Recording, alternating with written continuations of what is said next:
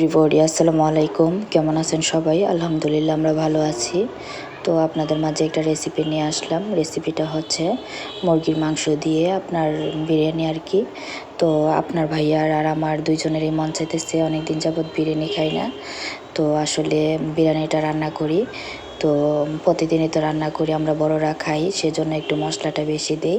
তো আজকে একটু ভাবলাম যে মশলা অল্প দিয়ে রান্না করব, যাতে পেটের কোনো সমস্যা না হয় বা গ্যাসের সমস্যা না হয়। সেজন্য আমি প্রথমে পেঁয়াজ কুচিগুলো ভেজে নিচ্ছি। ভেজে নিয়ে আমি হালকা হালকা করে একটু একটু করে মশলা দিয়ে দিব। মশলা দিয়ে আমি আজকে মশলা দিয়ে তারপরে মাংসগুলো দিয়ে দিব। দিয়ে কষানোর সময় আমি মাংসটার মধ্যে বিরিয়ানির মশলাটা দিয়ে দিব। আমি সবসময় বিরিয়ানির মশলাটা পরে দিই আর কি। তো এবার একটু আগে দিয়ে দিব, কারণ মাংসটা কষানোর সময় দিয়ে দিব যাতে ফ্লেভারটা থাকে আর কি। তো আমি মাংসটা কষিয়ে নিব।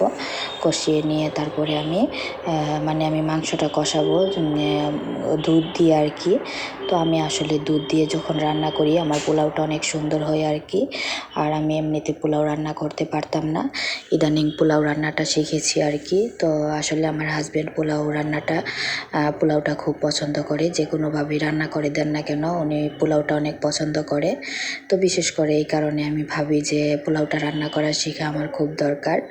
তো আমি সময়ের অভাবের কারণে আপনার ভাইয়ার চাহিদা মতো প্রতিদিন রান্না করে দিতে পারি না, কারণ আমি ইদানিং একটু অসুস্থ হয়ে গেছি। বিশেষ করে আমি 1 বছরের মধ্যে এরকম অসুস্থ হই নাই, কিন্তু ইদানিং আমি একটু অসুস্থ হয়ে গেছি, কারণ আমার একটু সমস্যা হয়ে গেছে।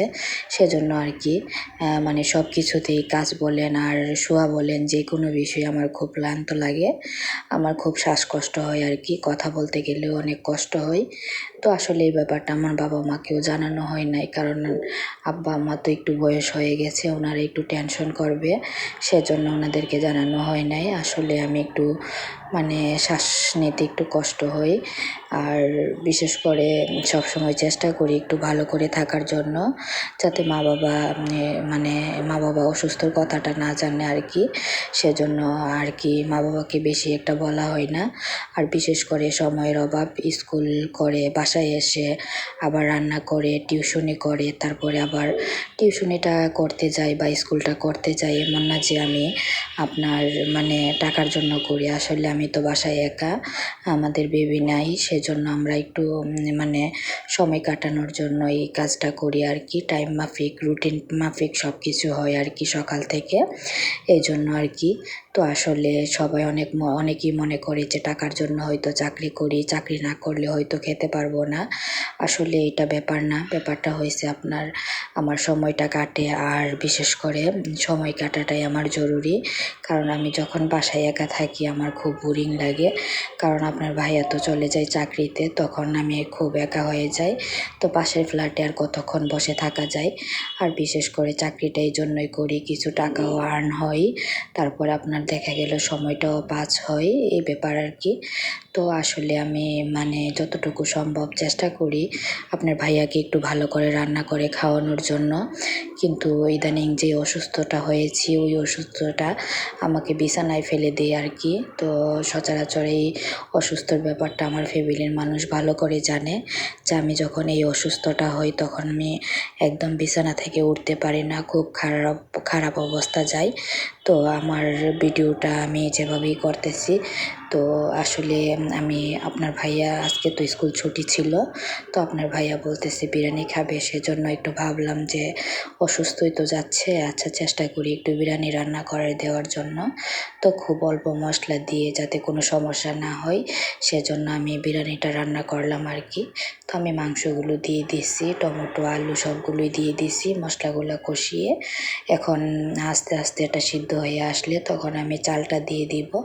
চালটা দিয়ে আমি নাড়াচাড়া করে নিব, নাড়াচাড়া করে নিয়ে তখন আমি পরিমাণ মতো পানিটা দিয়ে দিব। পানিটা দিয়ে দেওয়ার পরে যখন আপনার পানিটা একটু হালকা কমে আসবে, তখন আমি ঢাকনাটা দিয়ে দিব, দিয়ে চুলাটা অফ করে দিব। চুলাটা অফ করে দিয়ে আমি তারপরে অনেকক্ষণ পর 10-15 মিনিট পরে আমি আবার একটা নাড়াচাড়া করে নিব। তো আসলে বিশেষ করে আপনারা যারাই আমার ভিডিও দেখেন একটু কষ্ট করে লাইক, কমেন্ট এবং শেয়ার করবেন। আপনারা যদি সাপোর্ট না করেন আমি তো সামনে আগাতে পারবো না। তো বিশেষ করে আপনাদের সাপোর্ট দরকার। প্রবাসী ভাইরা যারা আমার ভিডিওটা দেখেন তাদেরকে অনেক অনেক ধন্যবাদ। আর যদি পারেন তাহলে একটু শেয়ার করেন, হয়তো আমার উপকার হবে বা এটা দেখে অন্যরাও একটু রান্নাবান্না করতে পারবে যারা প্রবাসে থাকে। তো তাদের জন্য আমার এই ভিডিওটা আর কি। তো আমার ভিডিওটা দেখেন আমি পানি দিয়ে দিচ্ছি পরিমাণ মতো। দেওয়ার পরে এটা যখন গাঢ় মানে পানিটা একটু শুকনো হয়ে আসবে তখন আমি এটাকে নামিয়ে নিব, ঢাকনাকে নামিয়ে নিব, নিয়ে আমি নাড়াচাড়া করে নিব।